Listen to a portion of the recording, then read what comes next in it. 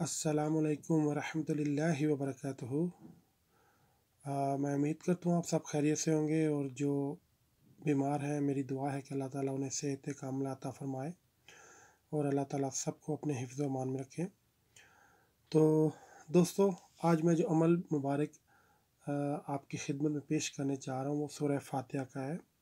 बहुत ही ज़बरदस्त, बहुत ही ताकतवर अमल मुबारक है। सिर्फ बात होती है कि आपकी रूहानी ताकत कितनी है, आपका यकीन कितना है। अगर आप यकीन से मांगें तो जिसने देना है वो ज़ात अल्लाह ताला की है, तो वो ज़रूर देती है। सिर्फ हमारा कहना है कि कभी कभी ईमान कमज़ोर हो जाता है, कभी हमारी कहना के अंदर से विल पावर नहीं होती कि मतलब हम या दूसरे लफ्ज़ में आप सिंपल ये कह लें कि अल्लाह से मांगने का हमें तरीका नहीं पता होता। तो खैर, एक बात तो मैं आपको ये कहूँगा कि ये अमल मुबारक आप किसी भी बीमारी की नीयत से आप ये करें तो इंशाल्लाह अल्लाह ताला ने चाहा तो आपको शिफा होगी इंशाल्लाह, ठीक है। लेकिन इसमें मैं ये भी गुजारिश ज़रूर करूँगा कि अगर आप लोग किसी बीमारी में मुब्तला है खुदा न खास्ता और डॉक्टर ने आपको कोई अद्वियात वगैरह सजेस्ट की हुई हैं, तो वो डॉक्टर जैसे कह रहा है वैसे आपने करते रहना है, ठीक है। लेकिन ये रूहानी इलाज भी आप साथ साथ करें और जब आप देखें कि रूहानी इलाज के की वजह से आपको मतलब शिफा मिलना शुरू हो गई है और डॉक्टर से आप मशवरा करें, तो उसके बाद उसके मशवरे के मुताबिक आप वो दवाइयों में कमी बेशी करें, ठीक है। खैर, अब अमल मुबारक की तरफ आता हूँ। तो दोस्तों, बहुत ही आसान अमल है। इसमें यह है कि आपका नमाज़ी परहेज़ी होना ज़रूरी है। ये अमल तो वैसे करना है फ़जर के नमाज के वक्त, लेकिन इसमें ये मैं ज़रूर कहूँगा कि अगर आप बाकायदा नमाज नहीं पढ़ते तो शायद उतनी पावर आपको अमल में ना मिल सके, क्योंकि ज़ाहिर बात है जो बंदा एक 5 वक्त का नमाजी है, जो गुनाहों से बचता है, जो शराब नहीं पीता, जो जुआ नहीं खेलता, जो बंदों के साथ ज़्यादती नहीं करता, तो अल्लाह ताला की तरफ से उसकी रूहानियत बढ़ती जाती है। अल्लाह ताला उस पर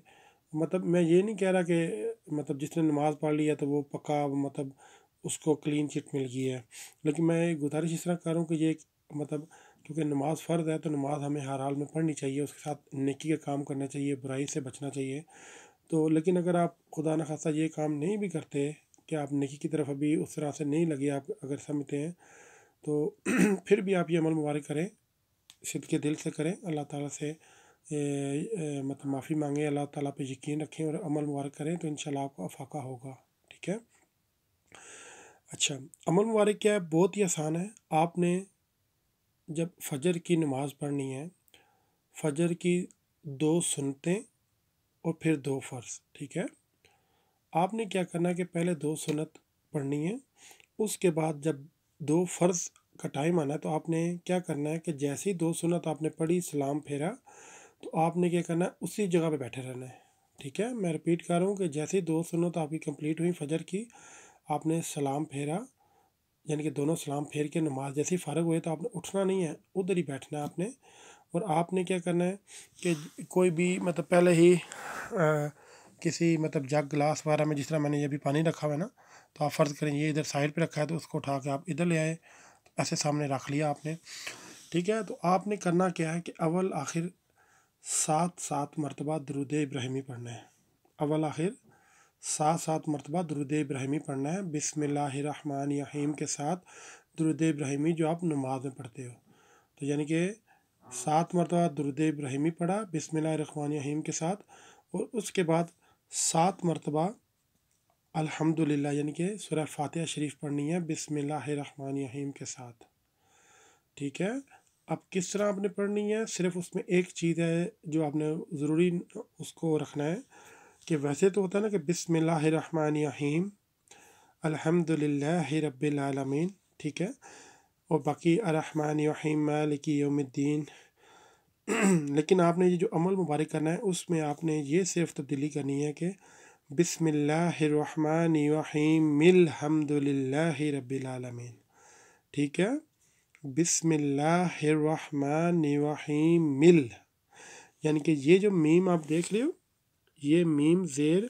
और यहाँ पे ये लाम, ये आपने ये ही मिल आपने मिला के पढ़ना है। बिस्मिल्लाहिर्रहमानिर्रहीम अल्हम्दुलिल्लाहि रब्बिल आलमीन, ठीक है। میں ریپیٹ کر رہا ہوں، بسم اللہ الرحمن الرحیم الحمد للہ رب العالمین، یعنی کہ آپ نے بسم اللہ الرحمن الرحیم پڑھ کے رکنا نہیں ہے،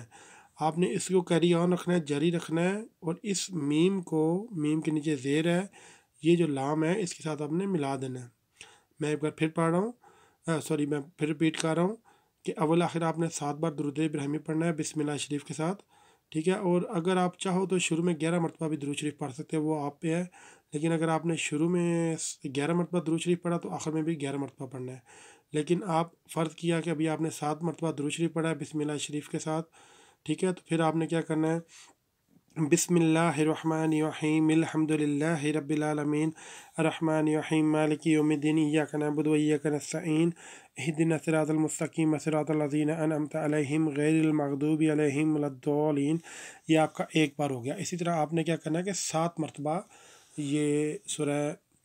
پڑھنی ہے، سورہ مبارک، اور اس کے بعد دوبارہ 7 مرتبہ درود ابراہیمی جو نماز میں پڑھتے ہیں بسم اللہ الرحمن الرحیم کے ساتھ پڑھ کے، یہ جو آپ نے سامنے پانی رکھا ہوا ہے اس کے اوپر آپ نے 7 مرتبہ یا کم از کم 3 مرتبہ وہ پھونک مارنی ہے،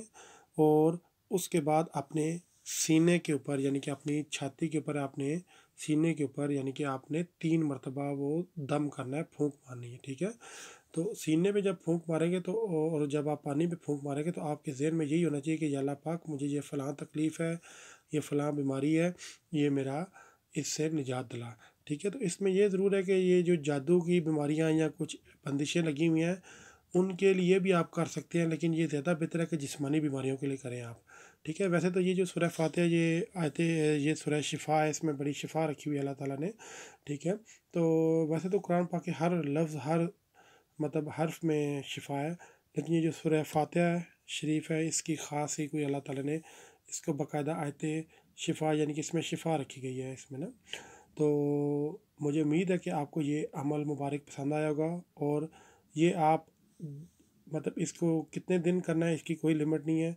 آپ مطلب لمٹ سے مراد میں اس لیے کہہ رہا ہوں کہ اگر آپ کم از کم 11 دن کر لیں اور اتنے میں اگر آپ ٹھیک ہو سکتے ہیں تو ٹھیک ہے، نہیں تو کم از کم اس کو 41 دن تک کرتے رہیں، خدا نخواستہ 41 دن میں اگر آپ کی بیماری ٹھیک نہیں ہوتی پھر بھی آپ اس کو کیریاں رکھیں، ٹھیک ہے؟ لیکن یہ عام بیماریاں یہ اکثر 7 سے 11 دن میں ٹھیک ہو جاتی ہیں اس سے، لیکن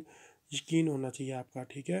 اور اس سے بیماریاں کس قسم کی ہیں، کوئی بھی بیماری کی نیت سے آپ کریں، نیت جو یقین آپ کا پختہ ہونا چاہیے، آپ اس کو کریں۔ ہاں یہ ضرور ہے کہ آپ کی روحانی پاور اس میں ایکٹیو ہونی چاہیے، آپ کی روحانیت ایکٹیو ہونی چاہیے۔ روحانیت سے مراد یہ ہے کہ اگر آپ پہلے سے ہی کالے جادو وغیرہ یا بندشوں میں گرے ہوئے ہیں تو وہ اگر آپ کریں گے تو وہ پہلے جب تک وہ آپ کی وہ بندشیں یا جادو وغیرہ کے اثرات ختم نہیں ہوں گے تو آپ جب بھی عمل کریں گے اثر تو ہوگا، لیکن شاید وہ اس طاقت سے اثر نہ ہو، لیکن اللہ پہ یقین رکھتے ہوئے آپ کو عمل پھر بھی کرنا چاہیے، خدا نخواستہ اگر آپ پہ جادو یا کوئی بھی ایسے اثرات ہیں، ٹھیک ہے؟ تو مجھے امید ہے کہ آپ کو یہ آسان سا عمل مبارک سمجھ آ گیا ہوگا،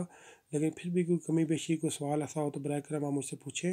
اور میں آپ کو یہ گزارش کروں گا کہ براہ کرم اس کو آپ ضرور ٹرائی کریں، انشاءاللہ 7 سے 11 دن میں جو آپ کی بیماریاں، مطلب کئی بار یہ ڈپریشن کی بیماری کی نیت سے پڑھیں، آپ اس کو فرض کریں سر درد کی بیماریوں سے پڑھیں کہ ٹھیک ہونے کی نیت سے پڑھیں، معدے کی بیماری ہے، کوئی مطلب گلے میں مطلب کسی قسم کی بیماری ہے آپ کو، وہ نیت سے پڑھیں، آپ وہ سینے پہ پھونک ماریں، اور یہ جو پانی پہ دم ہوگا اس کو آپ پیتے رہیں، ہر روز ایسے ہی کریں، اور ہر روز وہ پانی پئیں، اور کوشش کریں کوئی اور پانی نہ پئیں، لیکن میں رپیٹ کر رہا ہوں کہ جو آپ کا اور معالج کا جو بھی ادویات ہیں وہ آپ نے ویسے ہی لیتے رہنا ہے، ان کو نہیں چھوڑنا جب تک کہ ڈاکٹر آپ کو نہ بولے، ٹھیک ہے؟ میں امید کرتا ہوں میں نے کافی تفصیل سے آپ کو بتا دی ہے، اور انشاءاللہ پھر جلدی کسی اچھے پیغام کے ساتھ حاضر ہوں گے، دعا میں یاد رکھنا، جزاک اللہ خیر، اللہ حافظ۔